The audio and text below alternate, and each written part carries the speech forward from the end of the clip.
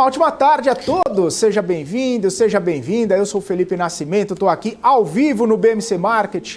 Aqui você fica por dentro de tudo que está mexendo com o mercado financeiro, as principais notícias repercutidas com o nosso time. Comigo, Daniel Morales, que vamos ficar até as 3h30 da tarde com o Alan Gani e também com o Alexandre Cabral por aqui.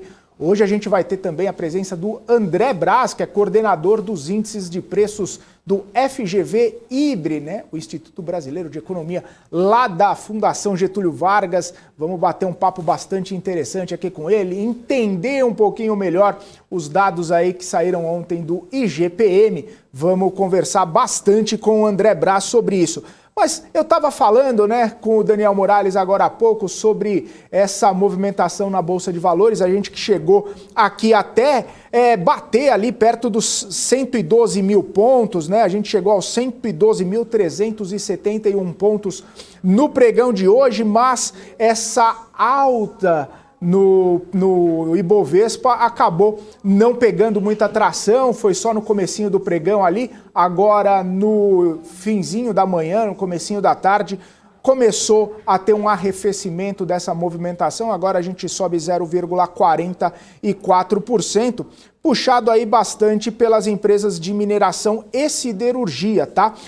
Também empresas relacionadas ao petróleo, principalmente PetroRio, né? PetroRio que está com a possibilidade aí de fazer um investimento em ativos que a Petrobras está se desfazendo. Saiu essa notícia que a PetroRio estaria fazendo um consórcio para poder levar os campos de Albacora e Albacora Leste, né, na Bacia de Campos. Então, essa movimentação de PetroRio, que já vem tendo algum tipo ali de movimentação positiva, a PetroRio, ao longo dos dias por conta da valorização do barril do petróleo, mas hoje, especificamente, justamente por causa dessa possibilidade do consórcio composto também pela PetroRio levar esses dois campos aí desinvestidos pela Petrobras. Aí nas mais altas a gente vê também Gerdau Metalúrgica fazendo esse movimento, Companhia Siderúrgica Nacional, Usiminas, a gente também vê ali Klabin subindo também,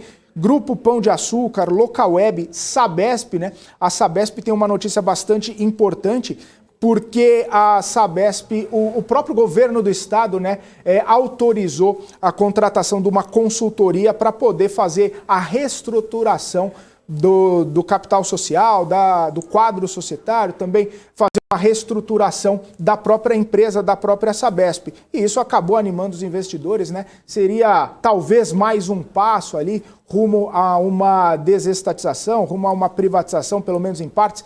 Isso que já é promessa há algum tempo do governo do estado de São Paulo, foi falado pelo secretário Henrique Meirelles, foi falado também pelo secretário recém-possado Rodrigo Maia aqui no governo do estado de São Paulo, e os investidores de Sabesp ficaram animados, subindo 2,72%. Na parte de baixo do Ibovespa, a gente tem Melios, mais um dia de correção, com Melios caindo aqui, ó, mais de 3,5%. A gente vê Cielo também caindo, a gente vê CVC caindo 3,48%, Banco Inter, mais um dia de queda em Banco Inter. Vemos também BB Seguridade, Eco Rodovias, vemos Santander, Banco BTG Pactual, também Petz num movimento baixista nessa tarde de quinta-feira. Mas o mau humor, né, não é privilégio aqui dos brasileiros. A gente vê também as bolsas europeias fechando todas em queda nessa quinta-feira. DAX na Alemanha. Eu estava fazendo pre-market e as bolsas europeias estavam operando mistas, mas fecharam em queda. DAX na Alemanha fechou em queda de 0,68%, FTSE no Reino Unido em queda de 0,31%, CAC na França uma baixa de 0,62% e o índice Eurostoxx perdendo 0,79%. Nos Estados Unidos, hoje também parecia ser um dia um pouco mais otimista, né? Todos os índices futuros nos Estados Unidos, enquanto eu fazia o pré-market, estavam no patamar positivo. porém estão agora trabalhando no patamar negativo. O Dow Jones perdendo mais de 1% agora, o S&P caindo 0,5% e a Nasdaq praticamente no 0 a 0, ali subindo 0,09%, não subindo nem 0,10%, nesse movimento de cautela que tomou conta aí ao longo dessa manhã, né? A gente destaca alguns assuntos que vamos comentar aqui também no nosso BMC Market, porque o presidente do Fed, o Jerome Powell, reiterou que a instituição monitora com cuidado as expectativas de inflação. Durante a audiência na Câmara dos Representantes, ele disse que no médio e também no longo prazo, as expectativas de inflação nos Estados Unidos coincidem com a meta de 2% do Fed. Ao mesmo tempo, Powell voltou a repetir que, caso seja necessário, o Banco Central vai usar todos os instrumentos à disposição para levar a trajetória dos preços para a meta, tá? Inflação é ponto sensível nos Estados Unidos, inflação é ponto sensível também aqui no Brasil, né? E, inclusive, hoje saiu o relatório trimestral de inflação, a gente vai repercutir bastante com o Gani e com o Cabral, mas depois da divulgação do relatório trimestral de inflação, o presidente do Banco Central, Roberto Campos Neto, falou sobre isso aí, diz que uma política monetária mais contracionista não vai prejudicar o mandato acessório de fomentar o pleno emprego. Ele avaliou que é importante combater o processo inflacionário. Olha só, mais uma vez falando do processo inflacionário. Diz que um dos processos mais disruptivos para o emprego é o processo inflacionário. Quando esse combate é feito com credibilidade, a parte da curva de juros sobe, mas a parte curta da curva sobe, mas a parte longa se comporta melhor para um cenário de liquidez. O que importa é o conjunto das variáveis. Roberto Campos Neto disse também que o alongamento do ciclo da alta de juros deve-se a fatores mais persistentes sobre a inflação e que a autoridade monetária julgava temporários esses fatores anteriormente, mas agora já começa a acreditar e já ratifica que são questões mais persistentes, que essa persistência está contaminando outros índices de inflação, está contaminando alguns núcleos que estão rodando aí bem acima da meta.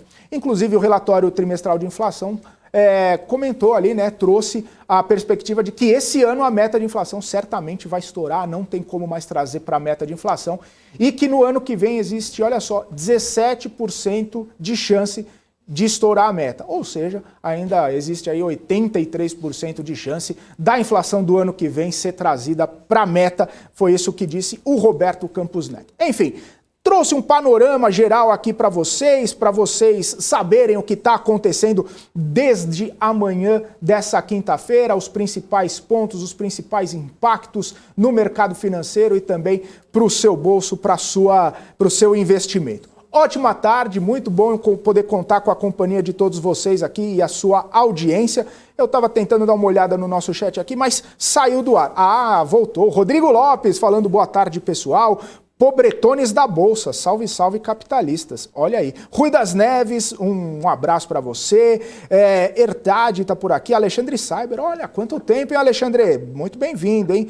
Muito bom poder contar com a sua presença aqui. O Felipe, o professor André Carlos, Rafael Correia, Lucas Santos, CS Monteiro, também aqui o Kendall Vermelho, o Rui das Neves, Lucas Santos, o Clériston Macedo está por aqui também.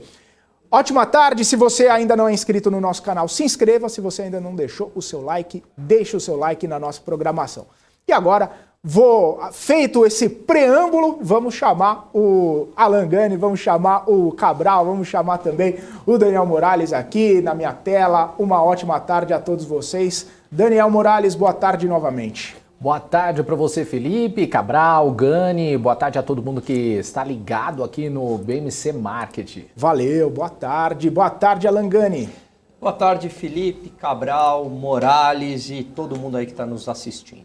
Legal, boa tarde Alexandre Cabral, bem-vindo mais uma vez. Eu quero começar o programa de hoje. Começou. Eu não posso nem falar nada, o cara já falou começou. Eu percebi que não penteou o cabelo. Eu quero começar o programa de hoje falando algumas frases que podem ajudar pessoas. Vamos lá. Em vez de você ficar pensando nele, em vez de você viver chorando por ele, pense em mim, chore por mim, liga para mim e não liga para ele. Essa mensagem pode ser muito importante para algumas pessoas nesse momento. E se você está tímido, precisar de ajuda, eu comprei um chocolate para você entregar. Essa é a mensagem do dia. Boa tarde a todos. Alguém entendeu? É Carlos Drummond de Andrade? Não, É Clarice Lispector. Leandro e Leonardo, pense em mim, olhe para mim, não olhe para ele. Não olhe para ele. É isso Fala, aí. meu povo, beleza? Mengão 2-0, é só massacre. Eu só digo uma coisa, eu tava vendo uma entrevista com o Renato Gaúcho, se o Flamengo empatar com o Palmeiras, já dá o título pro Palmeiras. O Flamengo falou que empatar é a mesma coisa que derrota hoje, que é só massacre, é o nome do Mengão. Vamos voltar que é foco, seu programa da família brasileira. Que é isso, hein? Empolgou. Bom, depois dessa... Vamos dar intervalo? Não, vamos lá. Mas não é Clarice Lispector, mas é uma frase da Alessandra de Faria e que faz tudo valer a pena, pessoal. Olha só, boa tarde. Graças a vocês eu estou entendendo mais sobre economia. Ela mandou um sorrisinho aqui. E é por isso que a gente faz o que a gente faz, né, pessoal? Eu gosto muito quando eu recebo esses feedbacks aqui e contar com esse time aqui. A gente dá risada e tal, mas fala sério também. E contar com esse time aqui é só sucesso. Mais sucesso que o Flamengo, viu, Cabral? Então é sucesso absoluto. É sucesso ao cubo. Vamos lá. Então, vamos falar um pouquinho sobre esse relatório trimestral de inflação. Eu trouxe alguns dados aí, trouxe algumas informações nesse preâmbulo que eu trouxe aqui, vocês estavam ouvindo com certeza. Queria falar um pouquinho sobre ele, né? O que vocês viram sobre esse relatório, qual a expectativa. Porque é o seguinte, é um relatório trimestral e que o Banco Central ele traz, né, o contexto ali de várias questões que são levadas em consideração, inclusive para a tomada de decisão de política monetária, perspectivas para o próximo ano, o que vai estar na meta, o que não vai estar na meta. E aí eu queria entender qual que é a importância desse relatório, né, para o mercado, para o investidor, para a economia, e como que vocês viram esse relatório aí, essa divulgação, e também parte ali do que o Campos Neto trouxe para a gente. Vamos começar. Cabral, você pode começar, por gentileza. Algumas coisas que eu achei interessantes de toda a coletiva. Eu li o relatório muito na diagonal, mas prestei atenção na coletiva. Ele falou do overhead, que é aquela operação que a gente já explicou aqui, que toda segunda e quarta está fazendo leilão. Meio que deu a meia-culpa. No passado a gente atuou muito tarde e causou uma volatilidade desnecessária para final do ano. Que, se eu não me engano, foi meio de novembro que ele começou esses leilões extraordinários. Dessa vez ele começou em setembro. Então sabemos que temos um problema e nós temos a solução. Em vez de deixar o mercado por conta própria resolver o problema, a gente vai lá e ajuda o mercado e tira uma das pressões do câmbio. Então, ele comentou isso. Outra coisa que ele comentou é que o objetivo do Banco Central não é mudar a direção do câmbio. O objetivo do Banco Central é tentar amenizar a volatilidade. A gente já falou isso algumas vezes, está muito claro desde o Ilan.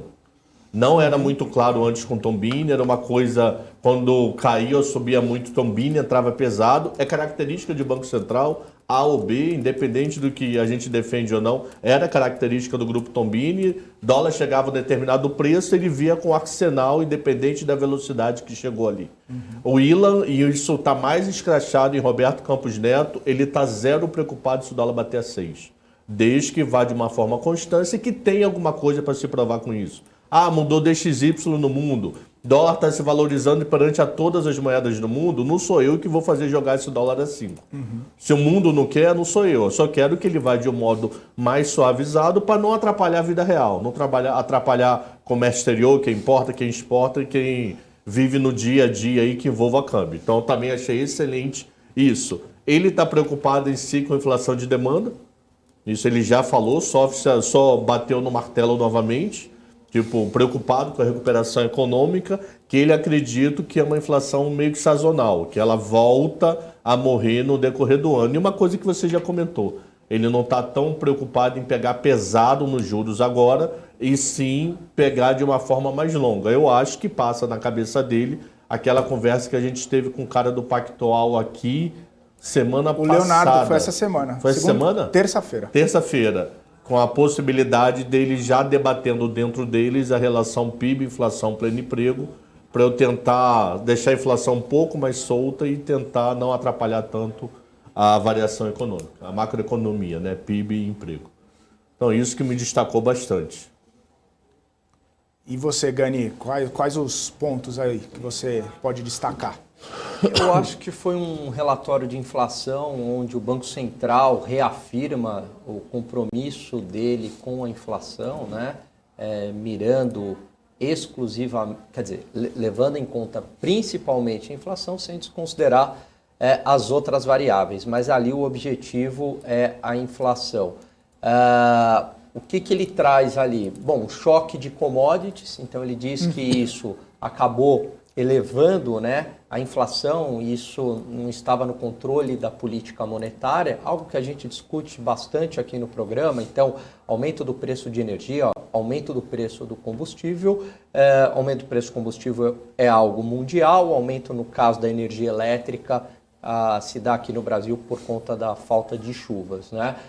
Ele também diz ali que o câmbio se manteve neutro, então não atrapalhou para piorar ainda mais a inflação. Vamos lembrar que parte da inflação pode ser causada por choques no câmbio, na medida em que tem componentes importados no processo produtivo. Então, pelo menos o câmbio não atrapalhou. Em sentido favorável, também houve um hiato do produto. O que seria isso, né? Então, aumentou o nível de ociosidade da economia brasileira. Ou seja, tem muita máquina parada, tem desemprego, tem muita capacidade ociosa. A gente não está no limite dela. Então, significa que se tiver demanda, ocorrerá, claro, aumento de preço, mas não numa magnitude tão grande se o nível de capacidade instalada ele está no limite, né? Porque daí não tem mais como você aumentar a capacidade e isso começa a pegar em preço. Então, isso, em certa medida, e por conta também do cenário econômico, né, isso contribuiu para frear uma inflação ainda mais alta, né? Basicamente é isso. Como o Cabral também trouxe, você também tem um componente aí de inflação de demanda e aí o Banco Central está fazendo o papel dele, atuando, subindo juros para tentar controlar essa inflação de demanda que, de novo, poderia ser ainda maior se o hiato do produto estivesse menor. Então, basicamente, é isso daí.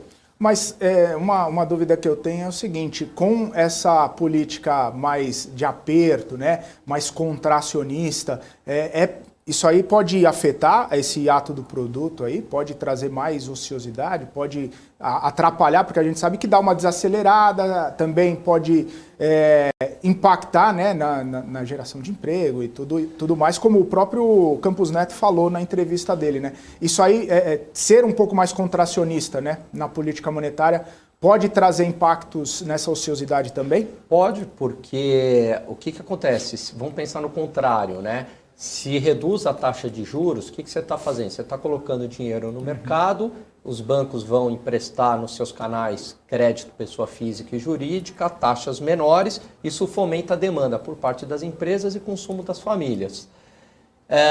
Se eu tenho uma capacidade produtiva que está no limite, não é o caso agora, porque a gente vem de uma pandemia, mas se eu tenho uma capacidade produtiva que está no limite e Banco Central está dando estímulo monetário, o que vai acontecer? Eu não vou ter como atender a esse aumento de demanda, provocado pelo excesso de moeda. Isso vai pegar onde? Vai pegar no preço. Né? Então o empresário, não consigo atender, começa a repassar no preço. Agora não, a gente tem uma ociosidade, então há espaço para ter um aumento da produção, claro, vem aumento de preço junto, né? Mas não numa magnitude tão grande. Mas é uma menor demanda, sim. Gani, Cabral, o Luiz Perazzolo está perguntando aqui se a política de desvalorização do câmbio foi um erro. Não foi, tá natural. O que eu achei um erro que eu falei foi ter caído os juros até 2. Tá. Mas desvalorização do câmbio, o mundo tá junto, que essa queda de juros de 2 acabou desvalorizando, mas não seria a atuação do Banco Central que ia segurar isso, não. Gani, você acabou explicando ali, mas acho que o Luiz Perazzolo ainda está perguntando aqui o que seria esse ato do produto, né? Se você podia explicar um pouquinho com um pouquinho mais de profundidade aí para ele. Então, o que acontece, né? A gente tem o PIB potencial do Brasil. Então, esse PIB potencial seria utilizando todos os fatores de produção que a gente tem hoje, tá? Não é... Então, eu não estou colocando aí se ocorrer um investimento em infraestrutura, aí a gente mudou o PIB potencial do país. Então, dado hoje, a gente tem os fatores de produção dados. Então, mão de obra, máquinas, né? Instalações, equipamentos, etc. Muito bem. Então, eu tenho do lado aí da oferta. Então, eu tenho esse PIB potencial. Sei lá, o Brasil poderia crescer 3%, 4%. Muito bem, mas eu tenho o PIB efetivo mesmo, né? Porque eu tenho uma grande ociosidade. Eu estou usando todos os fatores de produção? Não. Veja que eu tenho muito desemprego. Então, tem muita mão de obra que está fora do mercado de trabalho. Mesmo dentro das empresas, por não ter uma demanda tão aquecida, não estou precisando, por exemplo, trabalhar em 2 turnos seguidos, eu não estou precisando usar máquinas, né? Em turnos seguidos, tem ociosidade dentro das empresas. Então seria isso. Quando eu estou num momento de aquecimento da economia, vamos pegar o exemplo de 2012, né? O que aconteceu? A gente estava ali praticamente no pleno emprego dos fatores de produção. Tem uma medida que capta isso, que é o índice NUSS, né? E a gente estava ali. E o que o Banco Central fez? Começou a reduzir juros. Foi o primeiro ciclo de redução onde a Selic cai ali para menos de 2 dígitos, né? Chega a 1 dígito, batendo, se eu não me engano, patamar mínimo, acho que de 7,25. Então, foi um grande estímulo do lado monetário do Banco Central e tivemos também isenções em linha branca, isenções em automóveis, que era uma política econômica muito calcada no consumo, né? De fomentar o consumo para trazer crescimento econômico. Mas o que aconteceu? A gente estava ali no limite da capacidade instalada. Por isso que entre 10 economistas, os 10 diziam tem que aumentar o investimento, porque é isso que vai aumentar aí o nível de oferta, né, de produção. Mas houve uma política de consumo. E aí o que aconteceu? Começou a pegar na inflação. Por quê? Porque houve um aumento de demanda, mas as empresas não conseguiam atender a este aumento de demanda. Então, se você tem uma demanda que está acima da oferta, né? Ou de outra maneira, um PIB efetivo acima do seu potencial, isso começa a pegar onde? Em preço. Ficou claro aí, ô querido, quem que falou? Bela explicação, o Luiz Perazzolo. É isso. Bela explicação. Vamos dar uma olhada aqui. Tá. O Lucas está perguntando assim se vocês são a favor de subir a taxa de juros acima dos índices de inflação. A médio e longo prazo, sim. No curto, não. No curto, eu acho que a inflação ela está acima da meta, elas vão se encontrar para lá na frente acontecer isso. Mas eu acho que isso ainda demora fácil aí até março, abril, da meta trabalhando... Até março, abril, eu não sei. Mas até janeiro, fevereiro, da meta trabalhando abaixo da inflação. Aí depois disso pode inverter. Então a meta está bem abaixo da inflação, elas estão convergindo, mas ultrapassar, eu acho que isso só lá para fevereiro e março. Teve uma outra coisa que o relatório trouxe, que eu acho que é importante, é o seguinte, né? A contaminação das expectativas e a inércia inflacionária. Então o que aconteceu? Começam a vir índices de inflação acima do esperado. Né? Aí, se vem o índice acima do esperado, o que acontece? As pessoas começam a acreditar que está tendo inflação e que vai ter mais inflação. E aí, se todo mundo começa a acreditar nisso e pioram as expectativas, o que acontece? Tem inflação, certo? Principalmente virada de ano, né? Principalmente virada de ano, perfeito, Cabral. Porque eu falo, bom, peraí, vai ter mais inflação, à frente está todo mundo falando de inflação, o que eu vou fazer? Vou subir preço, né? Para não ficar atrás. Então, isso acaba se concretizando. Então, esse componente aí das expectativas é muito importante. O Banco Central, por isso que tenta, né, agir rapidamente, mostrar comprometimento com o combate à inflação, subindo juros, com essa comunicação dura, clara, tanto na ata quanto no relatório trimestral, justamente para tentar conter as expectativas, né, e não contaminá-las. O Eduardo Lemos está perguntando se a queda do desemprego poderia acarretar em aumento de inflação. e se vocês podem explicar essa relação caso haja. No atual momento, eu acho que vai acarretar devido a problema de cadeia de suprimentos, né? Então, é uma mistura de problema de cadeia de suprimentos com o povo querendo ir para o mundo. Então, vai diminuir desemprego, mais dinheiro no ambiente econômico. Como a cadeia está falhada, não vai ter produto para todo mundo. Não tendo produto para todo mundo, o preço tende a aumentar, fora que ano que vem vai ser ano de aporrada, quer dizer, de uma quantidade elevada de dissídio. O pessoal vai ter briga de dissídio, vai ter provavelmente greve do setor bancário, vai ter algumas greves, o pessoal querendo 10% de IPCA e não vai ter 10%. Então temos essa emoçãozinha aí que o desemprego sim causa inflação. No atual momento, a diminuição dele sim pode causar. No ambiente normal de temperatura e pressão, não. Mas no atual momento sim, porque a gente está com falha em cadeia. E só para comentar um detalhe que eu estava vendo agora, eu não tinha visto essa notícia ainda. Eu vi essa notícia quando cheguei no programa. Cadê?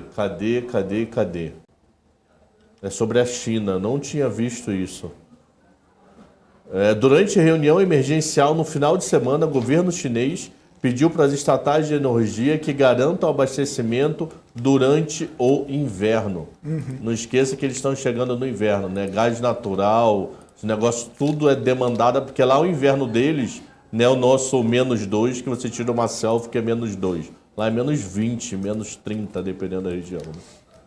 Então, isso ainda pode ser um outro problema. Daqui a pouco, o problema de distribuição de gás natural, intensificar isso, com a economia voltando, falha de suprimento. Tanto é que culpar Bolsonaro de inflação é que não entende nada de mercado, de economia. Isso é um problema mundial. O Brasil tem outra inflação diferente da Inglaterra. Não dá para dizer que é igual, mas a metade é muito parecida. Tanto é que se você for ver os componentes, alimenta energia. Aí tem coisa que é característica local. Não dá para dizer que é uma inflação idêntica, porque Reino Unido tem um modo de viver e Brasil tem outro. Até questão de cesta de produtos. Mas isso é um problema forte no mundo, que a recuperação econômica, devido a uma das falha na cadeia de suprimentos, sim, pode causar uma inflação. Hiper, eu não enxergo nem próximo, mas uma inflação um pouquinho mais duradoura eu enxergo sim. A pergunta do colega é uma dicotomia clássica em manuais de economia, tal da curva de Phillips, né? Entre esse trade-off entre inflação e desemprego, né? Então a ideia é que numa economia mais aquecida, com mais emprego, isso tenderia a fomentar a atividade econômica, causando uma alta nos preços. Em sentido contrário, também, com mais desemprego, não haveria motivo para subir preço à medida que a demanda estaria menor. Isso é muito questionável, né? E, na verdade, hoje, e o Roberto Campos Neto disse isso na coletiva, você trouxe, Felipe, no início do programa, de que, na verdade, se a gente não cuidar da inflação, ao contrário, pode gerar desemprego à medida que o cenário, o ambiente econômico para negócios fica pior. Então, na verdade, a gente tem que combater a inflação independentemente do emprego. E só aproveitando aqui, o Lucas, eu acho que não é importante aqui a dúvida, porque eu acho que não ficou claro o que eu disse. Não estou falando que é um efeito psicológico da inflação, não é isso, Lucas. O que eu estou querendo dizer é que há um componente de expectativas. Então, o que acontece? Os índices de preço vêm mostrando uma inflação acima do esperado, certo? Se todo mundo começa a acreditar que vai ter ainda mais inflação à frente, que mais altas de preço, ou desacredita, por exemplo, que o Banco Central vai conseguir combater essa inflação, o que acontece? Está todo mundo acreditando nisso? Todo mundo já começa a aumentar preço antes que a inflação chegue, né? Chegue mais forte. E aí o que acontece? A profecia se concretiza, porque todo mundo passa a aumentar preço. Por isso que é muito importante o Banco Central mostrar um comprometimento no combate da inflação, justamente para a sociedade entender, falar, não, tudo bem, o índice de inflação veio alto, mas o Banco Central está fazendo o papel dele, está controlando a inflação, não vai vir mais inflação à frente. Isso impede que os agentes já aumentem os seus preços pelo canal da expectativa. Maravilha, muito bom, Alan Gani. Só para a gente dar uma olhada aqui, Tem mais algumas perguntas também. O Alexandre, cadê aqui? Alexandre Cyber, eu vou perguntar, eu vou fazer sua pergunta aqui para eles depois do nosso entrevistado, tá? Fica aqui com a gente para ouvir a resposta também, porque como o entrevistado está fazendo os últimos ajustes para entrar, eu não quero trocar de assunto antes da gente bater esse papo aqui. O André Braz vai entrar daqui a pouquinho para bater um papo com a gente sobre o IGPM, né? Sobre o IGPM. Inclusive, ele já está aqui, né? André Braz, coordenador dos índices de preços do FGV IBRE, já está aqui com a gente. Vamos chamá-lo então. André, seja muito bem-vindo aqui ao BMC Market. A gente agradece bastante sua disponibilidade aqui. Infelizmente, ontem a gente não conseguiu bater esse papo, mas hoje você está aqui e seja muito bem-vindo aqui ao BMC Market. Prazer falar contigo.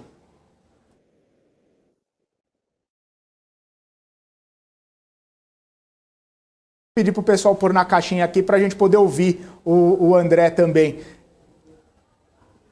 Você pode repetir, André, por gentileza? Agora eu estou na dúvida se é na caixinha aqui ou se está mutado o microfone dele lá. Eu não tenho certeza. Se o pessoal do Switcher puder me dar uma luz aí, me dar uma ajuda, porque eu não de verdade, eu não sei o que está acontecendo. É lá com ele, tá?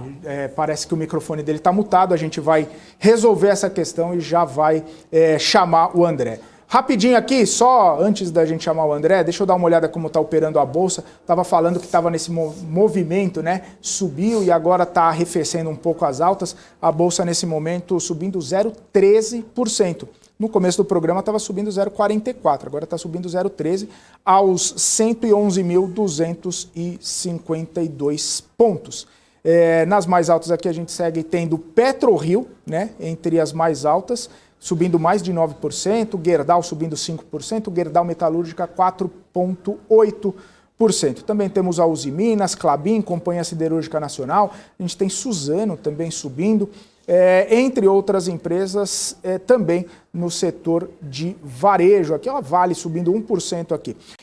Tem também, nas mais baixas, a gente tem Melius caindo 3,84%, a Cielo caindo 3,84%. A gente tem CVC caindo também 3,7%, temos Banco Inter, temos Santander, Rodovias, Pets, Cogna e Dux, entre outras empresas. Embraer caindo também, Gol caindo também, a gente vê outras empresas nesse movimento. Azul caindo também, olha que a Azul saiu uma notícia aí, né, sobre uma possível oferta pela operação completa da Latam, né?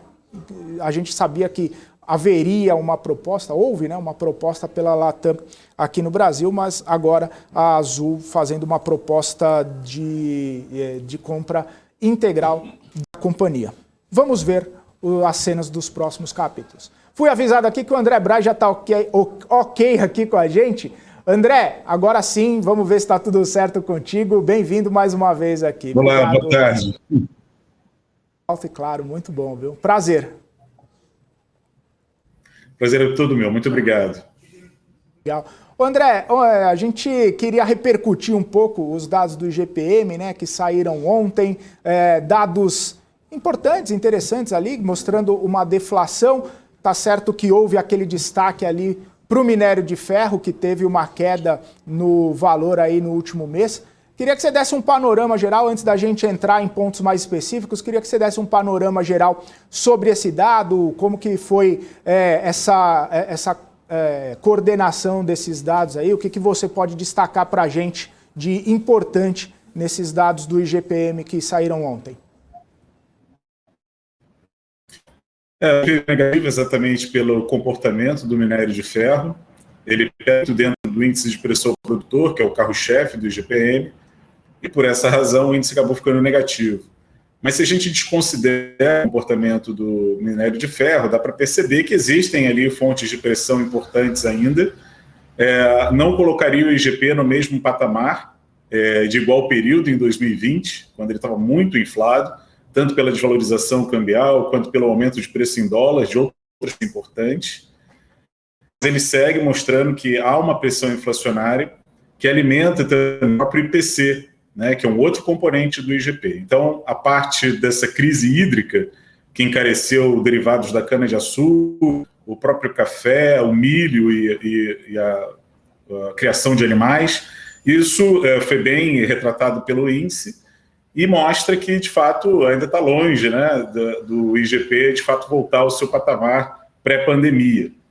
Então, as ações vão continuar, mas o IGP até o final do ano é de baixa, até porque é difícil que a gente tenha pressões inflacionárias na magnitude que tivemos no segundo semestre do ano passado.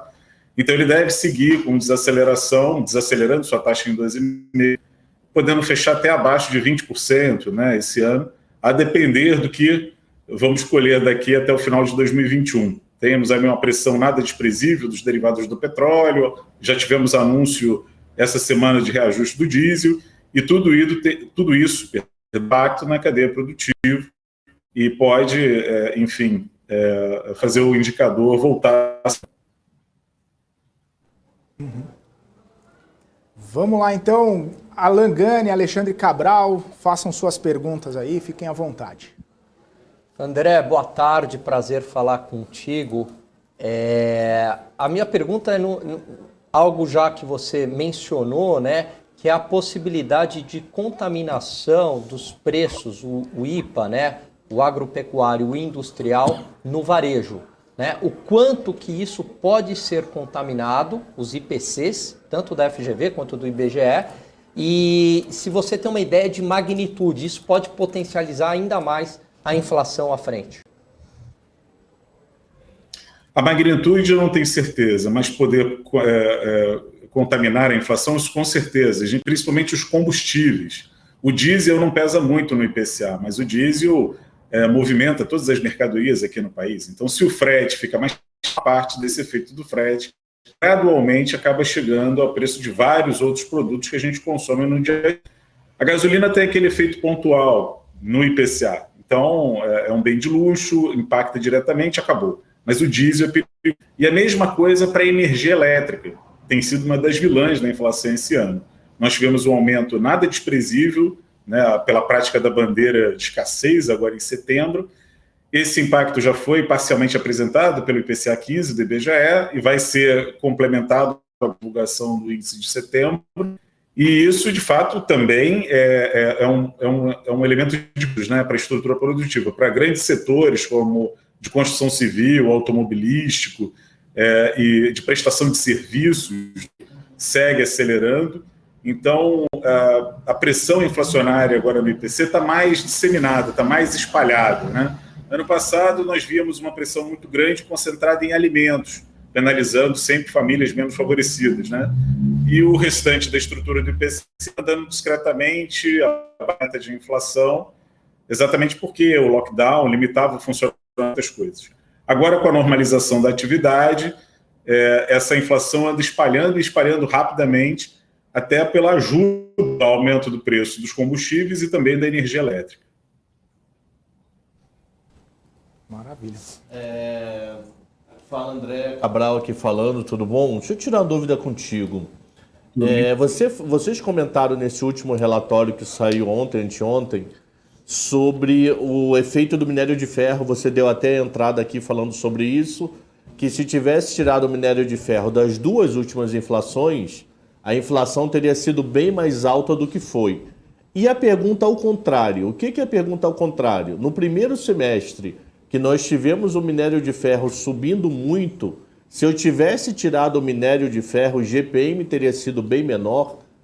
Eu não sei se você consegue ter esse número fácil. Como que seria o GPM se eu tivesse o dom de zerar o minério de ferro? Ele estaria muito mais suavizado do que está hoje? Ele teria sofrido uma suavização, mas ele não deixaria de ter mostrado pressões, porque o minério de ferro pesa muito e tem uma participação destacada nos resultados do IGP. Mas se tirássemos o minério, nós também teríamos, porque outros itens, né, tanto do setor industrial como do agropecuário, registraram alta forte. Então, seria um IGP mais baixo, mas seria um IGP mostrando que a pressão área estava bem espalhada. Começar pelo diesel, pela gasolina e por outros itens industrializados.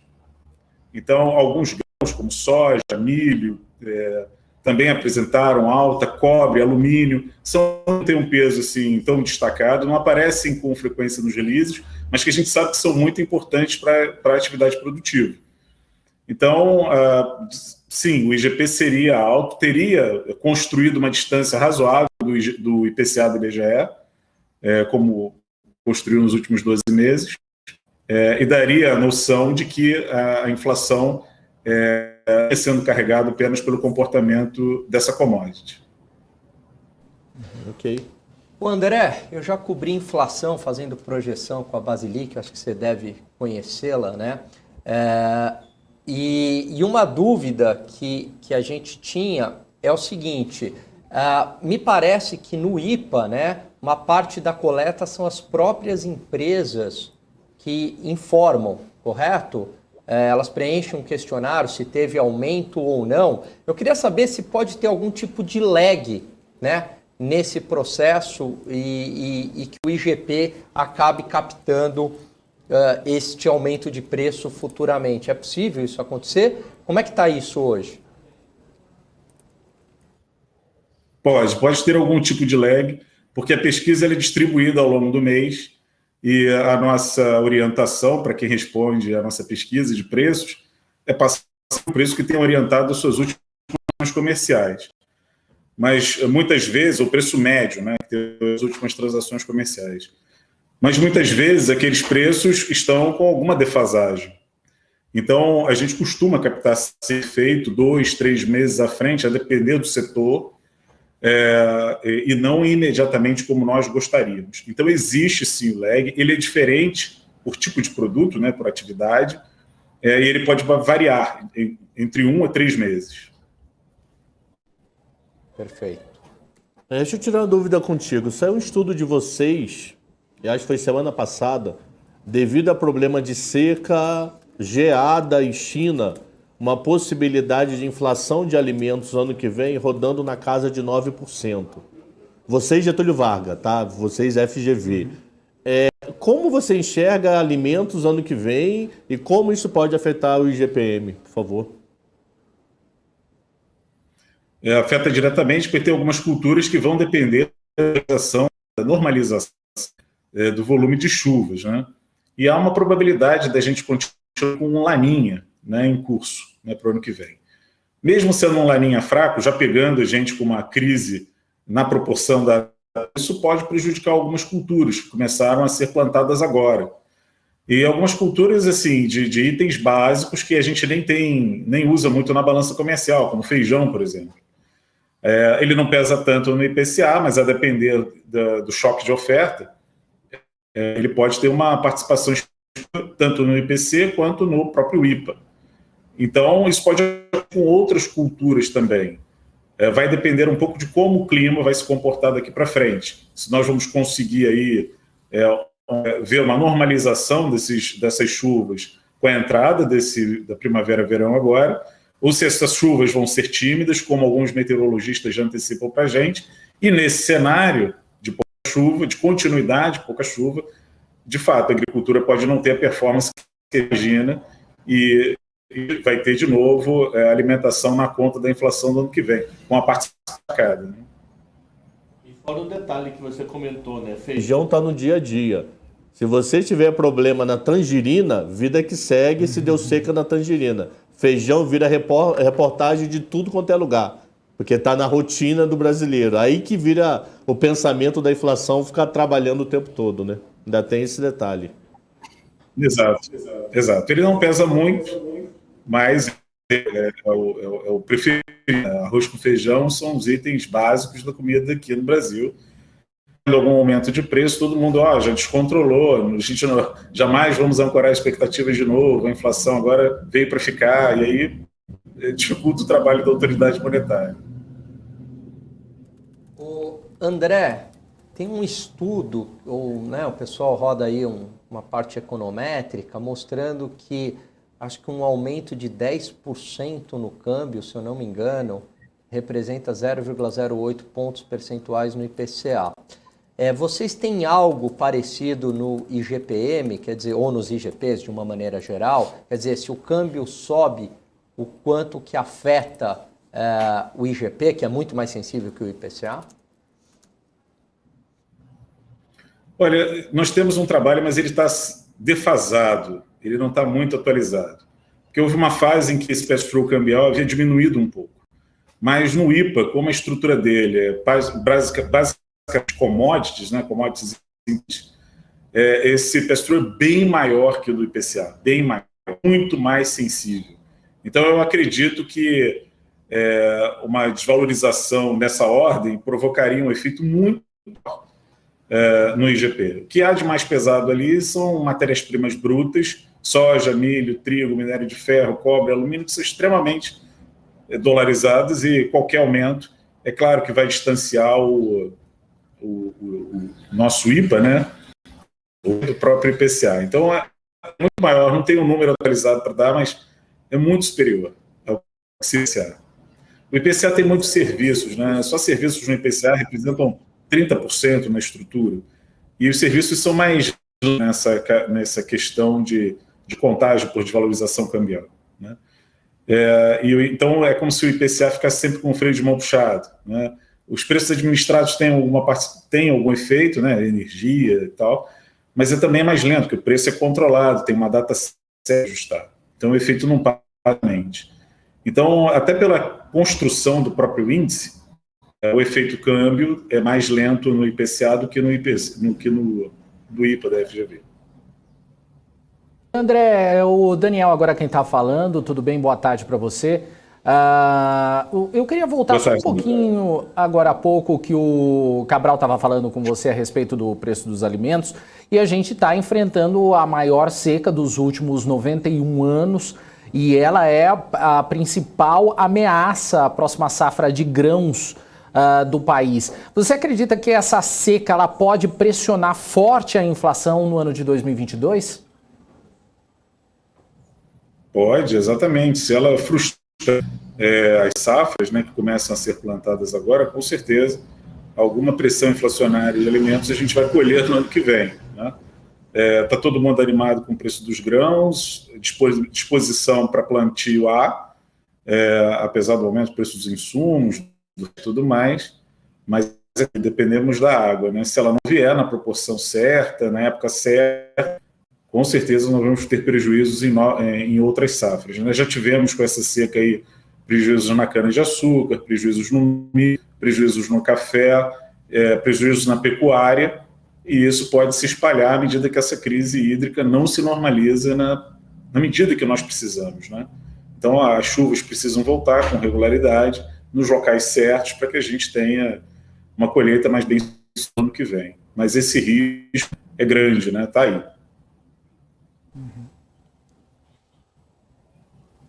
O André, expectativa de dissídios que afeta bastante o INCC para o ano que vem, dado que esse ano a gente está previsto em um crescimento em torno de 5%, isso pode fazer com que os sindicatos pressionem por mais aumentos o ano que vem, ou você ainda acha que está longe dessa situação?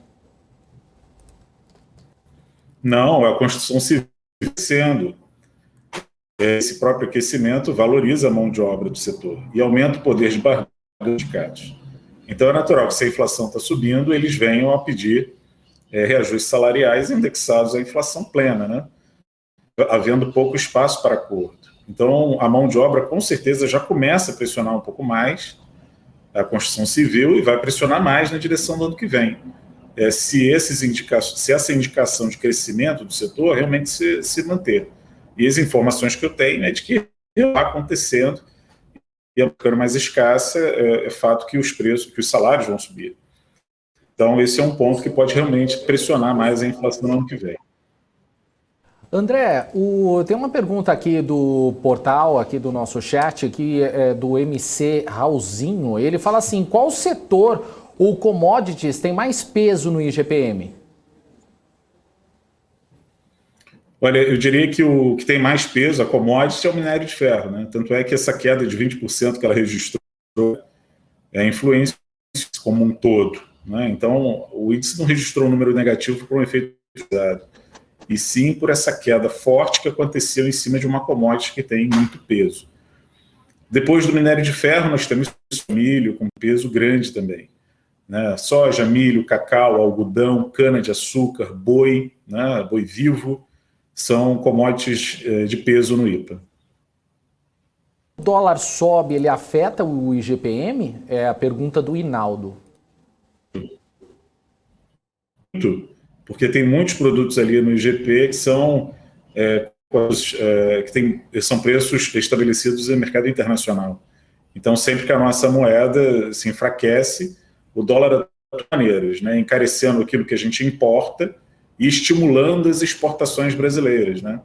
Então, a China adora quando a nossa moeda desvaloriza, vem aqui, compra cada vez mais com a mesma quantidade de dólar, e isso desabastece o mercado brasileiro e ajuda também a sustentar o preço. Deixa eu tirar uma dúvida contigo. Qual o percentual que está atualmente de disseminação do IGPM? Quantos por cento nos últimos meses tem puxado a inflação para cima? Trabalhando, porque o IPCA está na casa de 70%. Mais de 60%. Também está basicamente muito próximo ao IPCA. Tá, e quantos deles seria nesse período variação zero? O que seria essa minha pergunta? Tipo, curso superior é variação zero atualmente no IPCA, porque ele não é nem pesquisado nesse momento. Então, o que dos outros 40 é variação que não faz parte desse mês? Tipo, tá lá no IGPM, mas você sabe que não vai mudar. Para saber o que estava puxando para baixo. Então, você tem por volta de 25 que puxou para baixo. Tá, fechou. Isso. Uma outra pergunta. Quando eu comecei no mercado lá em 93, 1º de junho de 93... terminando faculdade, uma das coisas que a gente escutava muito na época, não mais 93, um pouco mais para frente, 98 ali, é que o IPCA é o IGPM que foi 3 meses atrás aproximadamente. Que de algum modo esse IGPM com o tempo tenderia virar IPCA com alguma suavização. Esses últimos 18 meses a diferença está gritante. Quer dizer, o IGPM não está virando IPCA. Não está sendo não está assim, era para ser 2, então outro vai ser 1,40. Não, às vezes é 7 de um lado, 5 de um lado e do outro em 0,80. Por que não está tendo essa transporte tão grande do IGPM para o IPCA? Os CNPJs estão segurando a variação do preço e não estão passando para os CPFs? As empresas seguram e não repassam, é isso que está acontecendo? Olha, eu acredito que uma parte sim, mas a outra eu diria que chegaria ao IPCA mesmo. A parte tem a ver com o comportamento do preço da commodity. Quando a gente vai para o IPCA, já é um produto que não usa só o preço de uma commodity, como minério de ferro. Quando a gente compra um carro, a gente sabe que tem partes de minério naquele auto, tem outras tantas que ajudam a explicar o preço final daquele bem. Então eu diria que uma parte da inflação do produtor, que a gente vê nos insumos, né, utilizados pela indústria, nunca vai chegar ao IPCA. Né, exatamente por isso. Pela composição, pela heterogeneidade, né, dos bens que a gente consome na prateleira. Né. Mas, ao longo do tempo, esse preço tem aumentado um pouco. Né. Então, a gente consegue ver que o IPA responde um pouco mais, principalmente agrícola, né, o que a gente vai olhar no IPC. Então, você pega acumulados, né, de itens de alimentação no IPA, você vê que muitos têm taxa de variação muito próxima e os movimentos começam e terminam mais ou menos no mesmo momento, não há nenhum represamento. Agora, industrial, por questões de né, tudo mais, tem uma lentidão um pouco maior. Mas que a gente não deve esperar que o IPA antecipe 100% do IPCA. A gente tem que levar em consideração alguns produtos do IPA, não todos. O André, tem uma pergunta aqui do Rodrigo Lopes, que ele fala que ele desconhece o peso das áreas no IGPs, mas considerando o agronegócio, não temos estoques reguladores que conseguem minimizar essas variações das commodities e do dólar? Alguns conseguiriam fazer alguma... eu não sei exatamente como é que estão os estoques reguladores nesse momento, mas eu não observei nenhum efeito recente deles sobre a carestia que nós vimos aí, sobre boa parte dos alimentos da cesta básica, né? Então, sempre que a gente via os efeitos da soja, do milho, do trigo, na formação do preço das carnes, ou do arroz e do feijão, o repasse foi praticamente todo, instantâneo. Então, eu diria que esses estoques não serviram muito para até porque houve uma demanda muito maior aí por alimentos, né, no ano passado. Esse lockdown fez com que as famílias passassem a fazer todas as refeições em residência. Houve um medo do desabastecimento e a compra para estoque em casa, o que ajudou também a justificar o aumento de preços e a aumentar a demanda por alimentos. Então, eu diria que, nesse caso, nos últimos meses, isso não nos favoreceu muito no sentido de conter o avanço da inflação entre os alimentos. Ô André, será que a gente teria um controle maior se a gente tivesse estoques maiores? Porque, na realidade, a gente tem estoque pequeno no Brasil, né?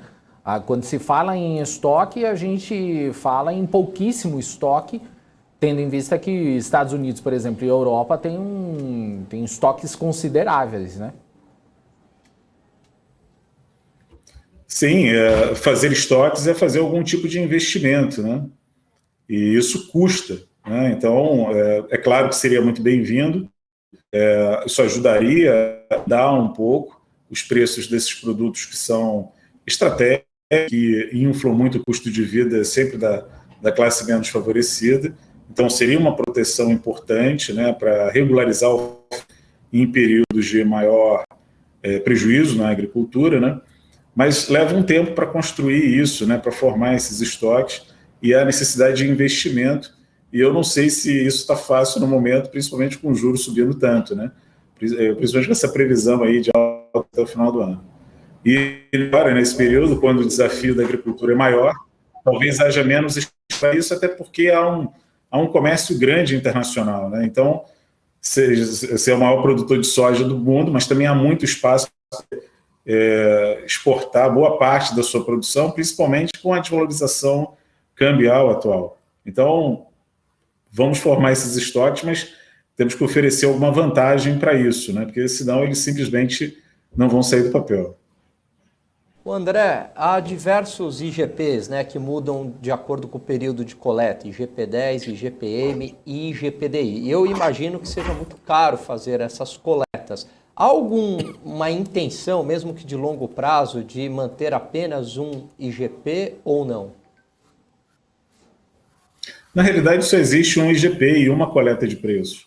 A coleta é contínua. Então, o que existe é um corte temporal em uma coleta de preços só, para medir a evolução de preços nos últimos 30 dias.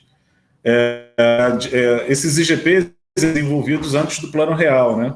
O IGPDI é o mais antigo, da década de 40, o IGPM começou em 89, exatamente para dar um pouco mais de agilidade na divulgação, porque a capacidade computacional da época era menor, né? Então precisávamos de 10 dias para divulgar um índice no penúltimo dia do mês.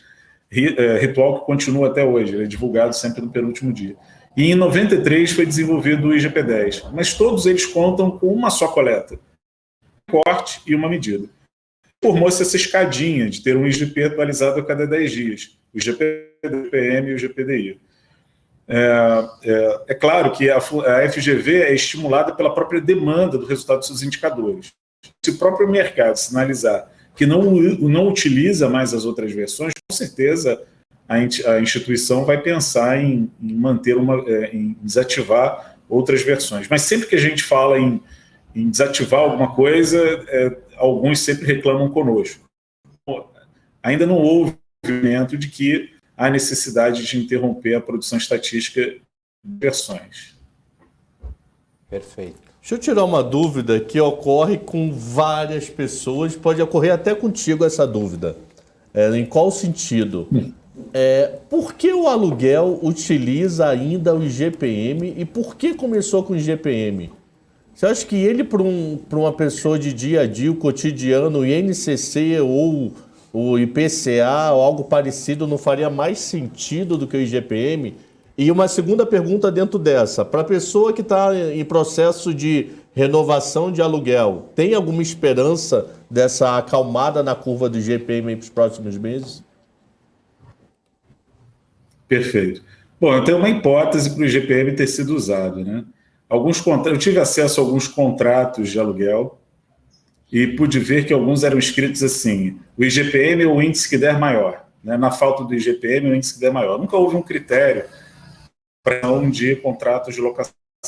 Mas quando o IGPM começou a ser calculado, em 89, de 89 a 94, a variação acumulada em 12 meses do IGP, quando comparada do IPCA, era rigorosamente a mesma.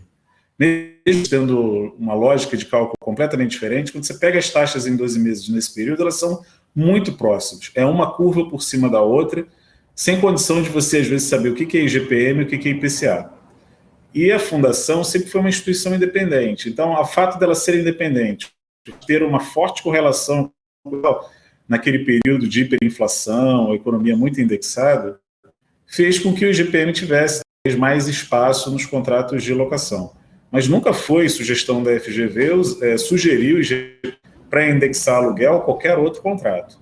Mas nós sabemos que muitos contratos eram indexados ao IGP e já houve até título público, o NTNC, que era indexado ao IGP. Então, mas nunca foi por sugestão da FGV. Né? Agora, quando a gente fala em IPCA, ele também é envolvido com essa intenção de ser indexado no mercado de locação. Isso pode ser bom para o inquilino, mas não necessariamente para o proprietário. Bom para o inquilino porque ele tem o salário indexado à inflação passada. Então, nada mais justo que você atualizar seu aluguel com base no seu salário. Só que não sei se isso é bom para o proprietário, porque ele fez um investimento, ele comprou o imóvel e espera uma rentabilidade desse imóvel, e o aluguel é uma parte dessa rentabilidade. Agora temos que convencer os proprietários de que é o IPCA, não o IGP. Agora, foi uma discussão proposta pela FGV. Né? Eu sempre me defendo. Eu acho até interessante quando, em alguns telejornais que acontecem por aí, o apresentador fala: olha, o índice que reajusta os contratos de aluguel. Eu não falo o nome do IGP, né? Fala o propósito dele, mas sem que esse propósito tenha sido colocado pela FGV. Muito pelo contrário. Né? Então, eu acho que recentemente, né, com esse descolamento que houve do IGPM para o IPCA, tem havido para negociação.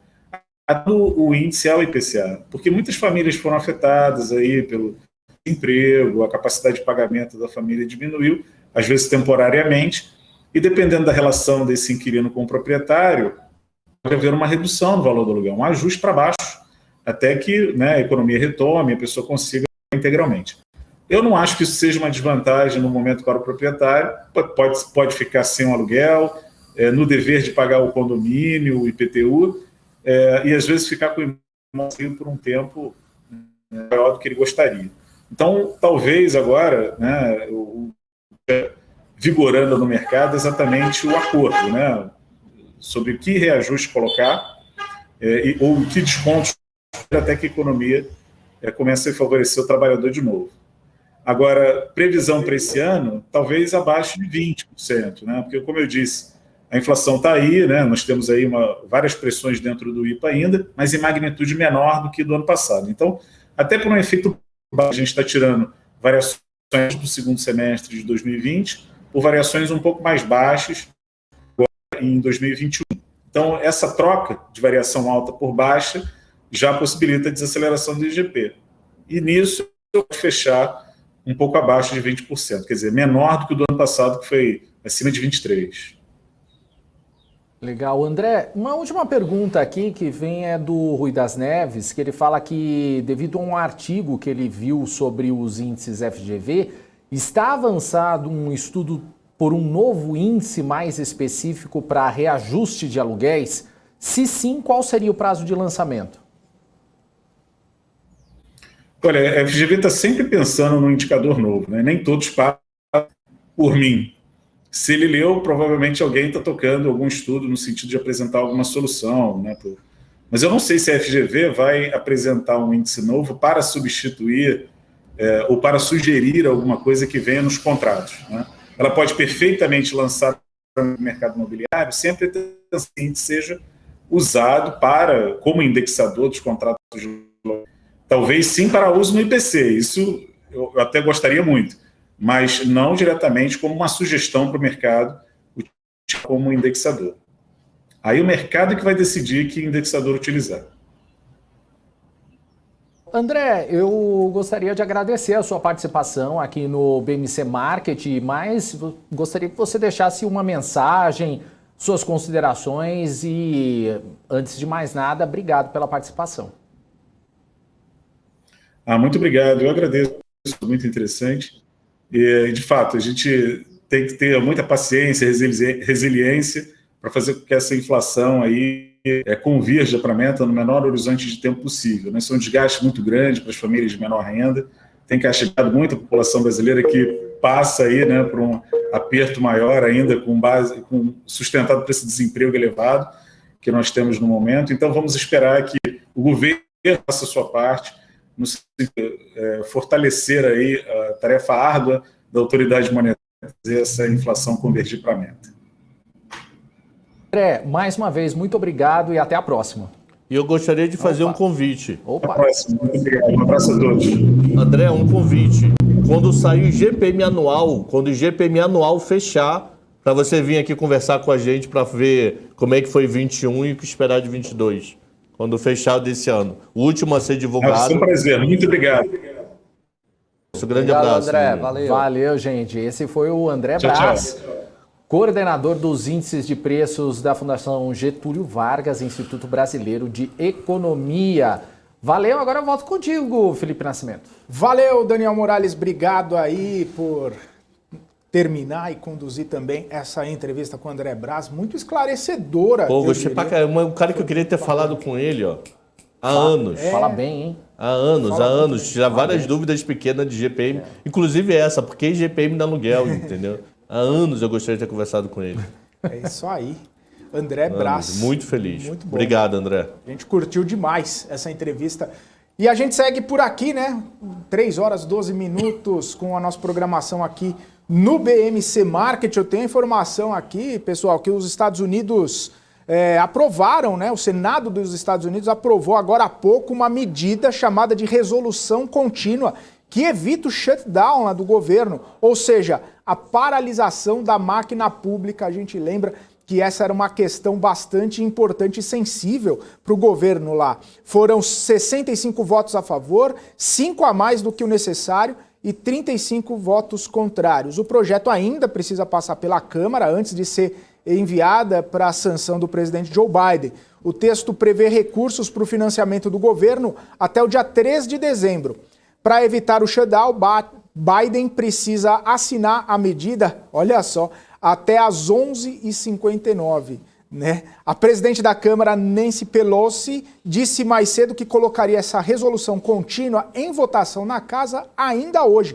Em meio a uma disputa política entre os democratas e republicanos, um projeto anterior que evitaria o shutdown tinha sido rejeitado lá no Senado. Isso aconteceu porque os governistas atrelaram essa medida à suspensão do teto da dívida, o que a oposição acabou não apoiando. Eu lembro que mais cedo no pre-market eu tinha trazido a informação que na madrugada, né, tinha havido um entendimento entre os democratas e os republicanos para que essa matéria, esse tema, fosse votado favoravelmente, justamente para evitar a paralisação da máquina pública lá nos Estados Unidos. E claro, essa questão do teto de gastos lá também é uma questão importante, também foi uma questão sensível aí que acabou trazendo desentendimentos, por isso que eles não tinham chegado no consenso ainda. Então, agora, consenso formado, 65 votos a favor, 35 votos contrários, o Senado dos Estados Unidos aprovou a resolução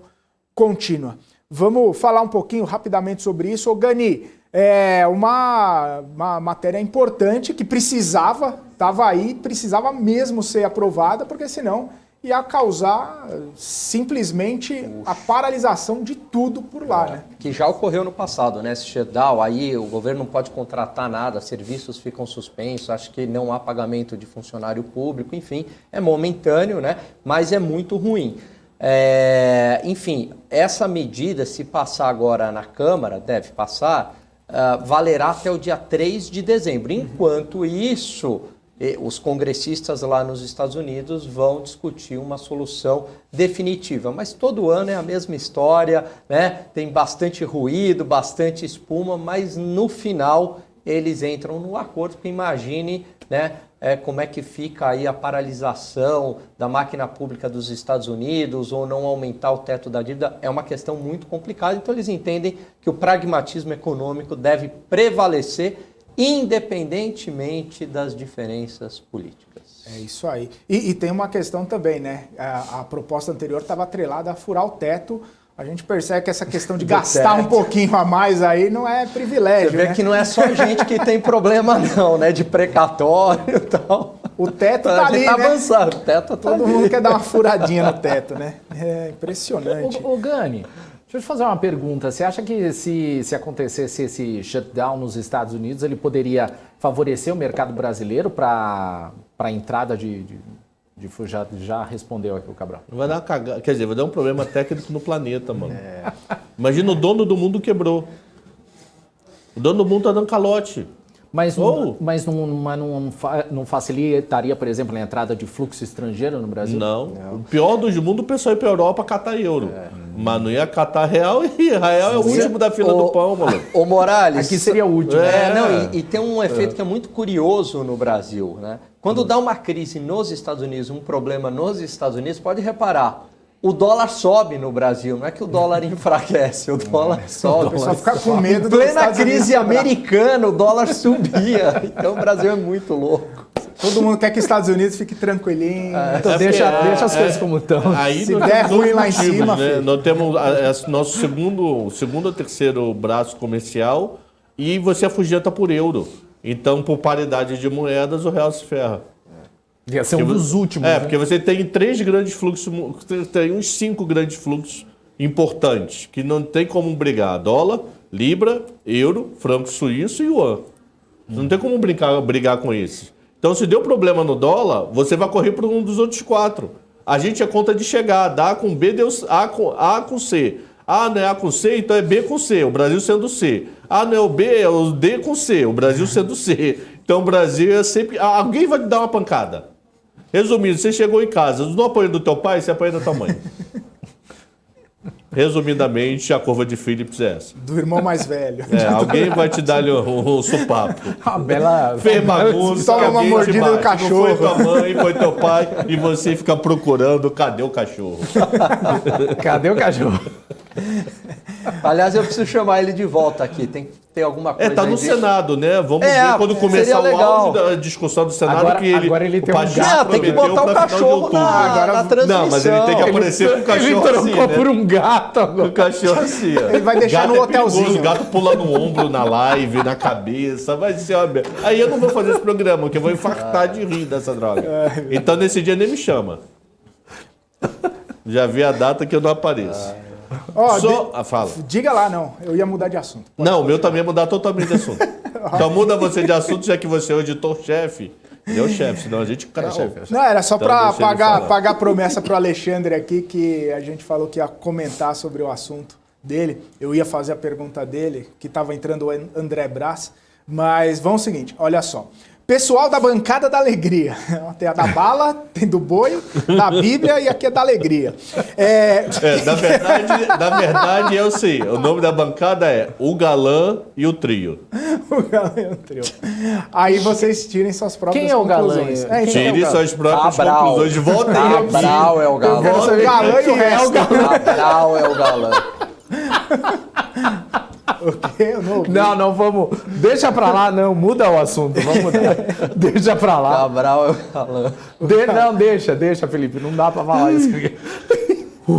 Pergunta do Alexandre, que não é o Cabral. O programa da família brasileira. Vamos. Pessoal da bancada da alegria, o que esperar para o último trimestre do ano? Afinal, hoje é o último dia do mês e a gente está entrando no último trimestre. Com essas empresas ligadas a varejo e financeiro, com toda essa bagunça política, volatilidade em alta, juros, inflação, enfim. O que podemos esperar para esses setores aqui, pontuados pelo Alexandre Cyber aqui? Alan Gani. Então, curto prazo para varejo, bastante complicado. Talvez esse aumento de Selic para os bancos possa aí favorecer, né? Agora, eu tenho minhas dúvidas, porque banco ganha também muito no volume de crédito, né? Com taxas de juros menores, né? Mas também com taxas de juros maiores, a demanda pelo crédito no Brasil tem uma certa inelasticidade, né? O brasileiro se acostumou com taxas de juros bastante alta. Então, eu não vejo tão prejudicial para os bancos. Agora, para o varejo, é um cenário muito complicado. Estou falando aí para 1 ou 2 anos. Agora, se a gente pensar numa perspectiva de prazos maiores, tem boas oportunidades no varejo, tem excelentes empresas com excelentes resultados e que estão baratas. Tem muita e não esqueça, para complementar, que muitas dessas empresas que estão aí já viveram em ambiente de inflação de 90 ao mês. Isso. Na época do Sarney.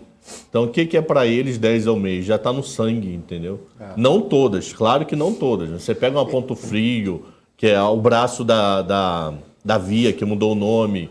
Magazine Luiza um pouco menos, mas a Ponto Frio, várias de construção, esses caras já remarcavam televisão 3 vezes ao dia, remarcavam apartamento 1 vez por semana.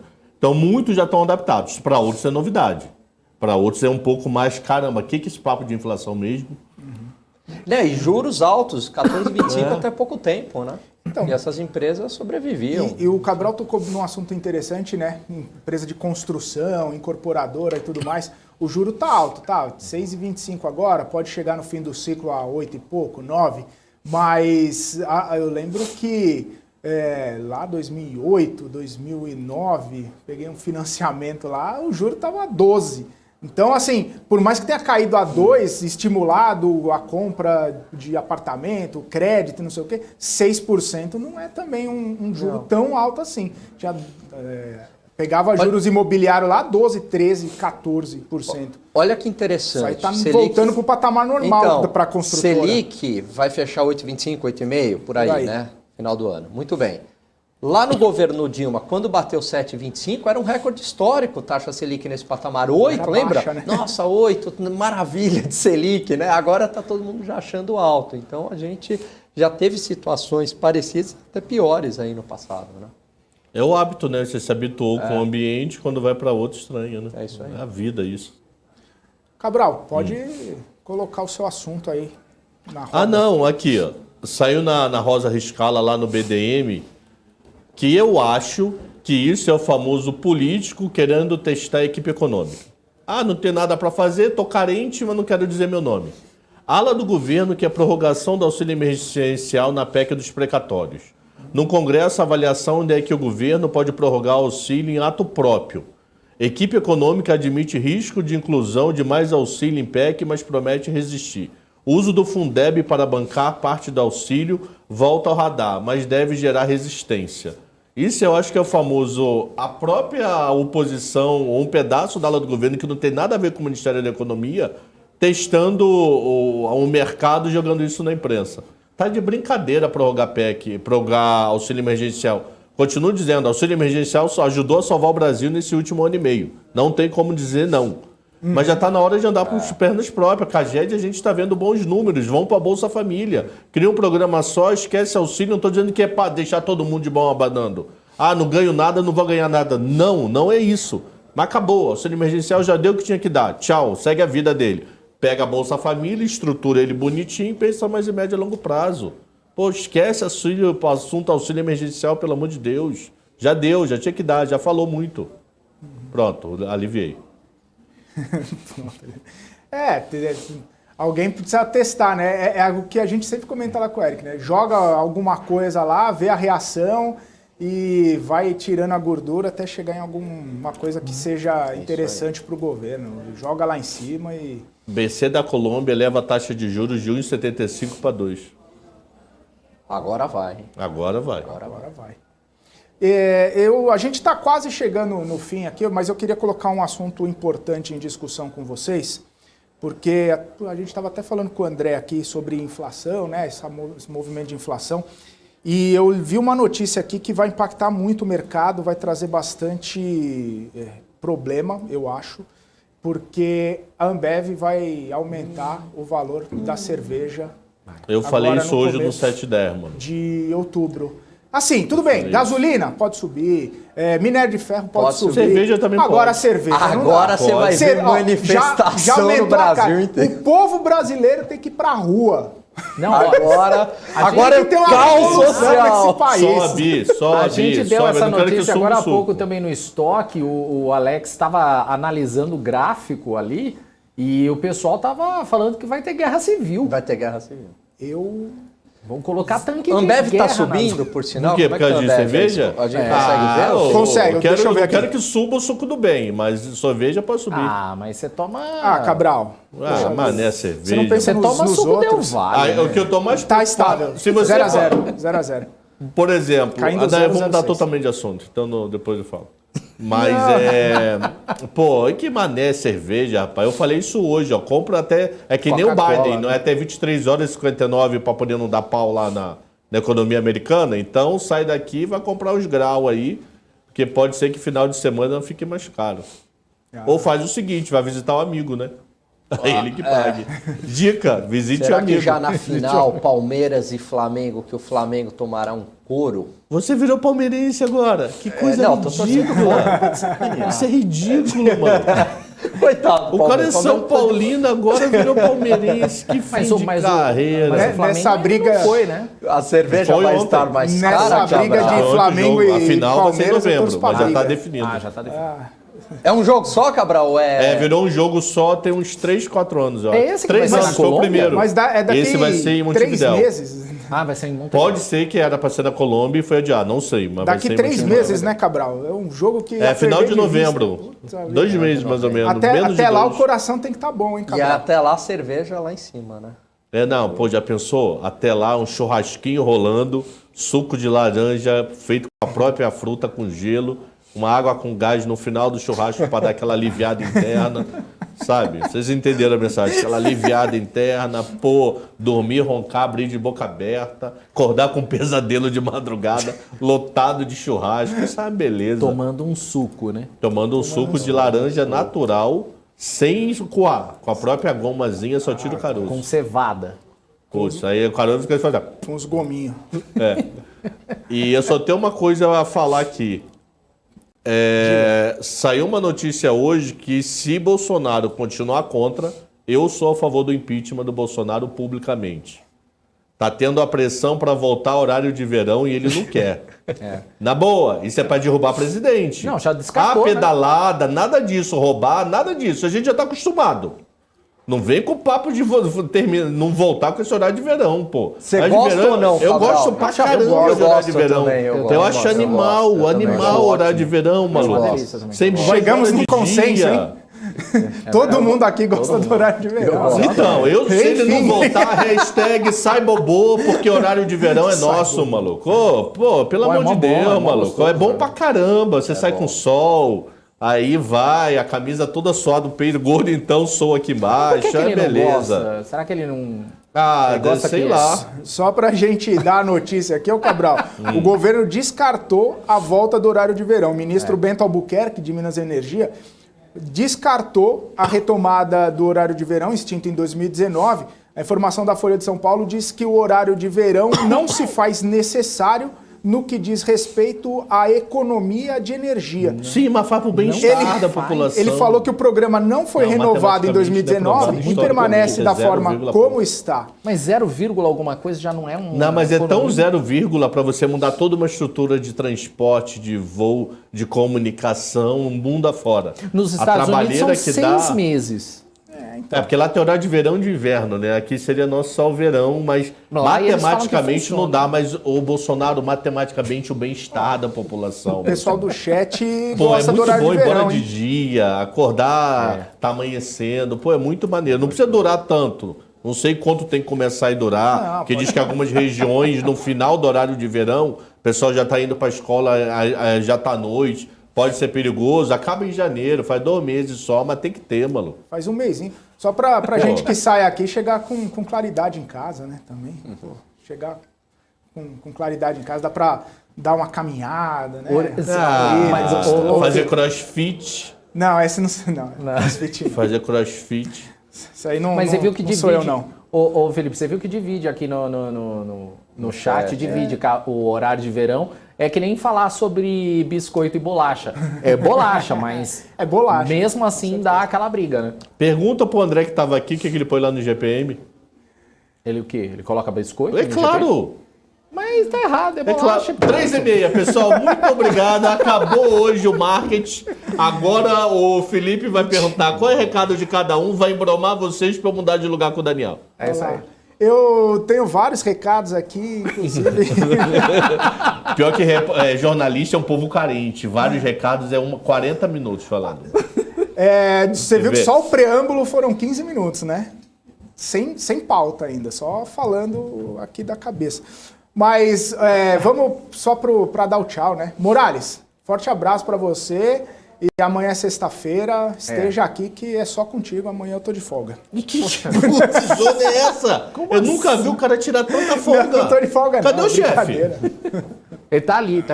Brincadeira. A chefe deve estar no WhatsApp, não deve estar prestando atenção na gente. Não, olha, né? boa tarde para todos, até amanhã para todo mundo, valeu.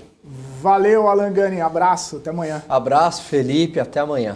E eu e o Gani amanhã vamos cumprir a promessa que hoje não deu tempo, que é falar do leilão. Eu falo do leilão e a gente fala da marcação a mercado aí, a gente se organiza e explica para vocês. Boa. Que hoje a entrevista com o André foi excelente e acabou rendendo mais do que a gente tinha como pensamento inicial. Então amanhã a gente faz isso. Foi sensacional. Ô Felipe. Senhor? Acabou de entrar aqui enquete da BMC News. Você é a favor ou contra a volta do horário de verão? Totalmente. Quem votar contra bloqueia. Beleza. Eu tenho o poder de bloquear, favor, não tenho? Já bloqueei aqui, já votei. E o resultado sai no final do Top News com a Débora Oliveira, também com o Rafael Lara e com o Gabriel Monteiro.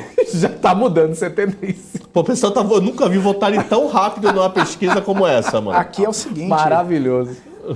Tchau, gente. Até amanhã. Valeu, Forte abraço. Até daqui a pouco no D-Trade. D-Trade daqui a pouquinho com o Alexandre Cabral, enquanto ele faz toda a movimentação ali. Vai com calma, Cabral, não faz muito barulho, não. Eu vou dando uma olhada aqui na Bolsa de Valores. A Bolsa, neste momento, está subindo 0,27%. Praticamente ali no 0 a 0, uma leve alta, 0,27% aos 111.405 pontos.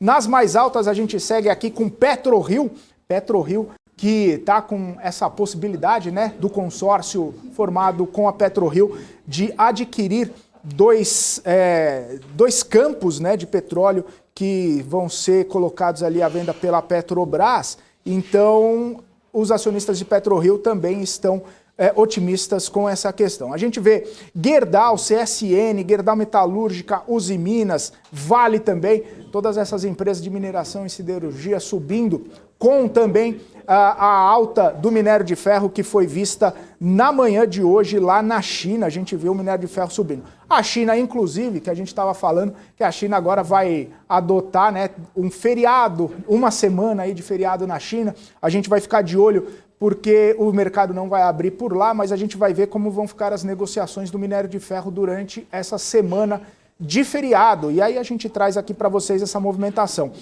Outras empresas que estão subindo também. A gente vê as empresas ligadas a papel e celulose, como Klabin e Suzano. A gente vê construtora também, a gente vê Cirela aqui subindo. Vemos também Bradespar, né, por causa ali também da Vale. A gente vê Magazine Luiza subindo 3,23%, Localweb também subindo, enfim, olha, Redditor subindo também, MRV, Sabesp, TOTS. Na parte de baixo, caindo 6,18%, a gente tem Banco Inter, a gente tem também Cielo caindo, Braskem, Raia Drogasil, a gente vê empresas ligadas ao turismo e também ao setor aéreo, como CVC, Azul e Gols caindo também. A gente tem um bloquinho aqui de educação, com Edux e também... Cadê a outra empresa que estava aqui, que estava caindo também do setor de educação? Já perdi porque o meu gráfico mudou muito rapidamente, mas estava caindo também. Enfim, a Bolsa de Valores nesse momento está trabalhando nesse patamar e a gente sabe que lá fora as bolsas europeias já fecharam no vermelho e as bolsas nos Estados Unidos também operam no negativo. nesse momento, Dow Jones caindo.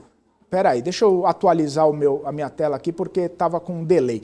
Mas Dow Jones caindo 0,86%, o S&P caindo 0,35% e a Nasdaq subiu um pouquinho mais. Quando a gente começou o programa estava subindo 0,06%, agora está subindo 0,35%.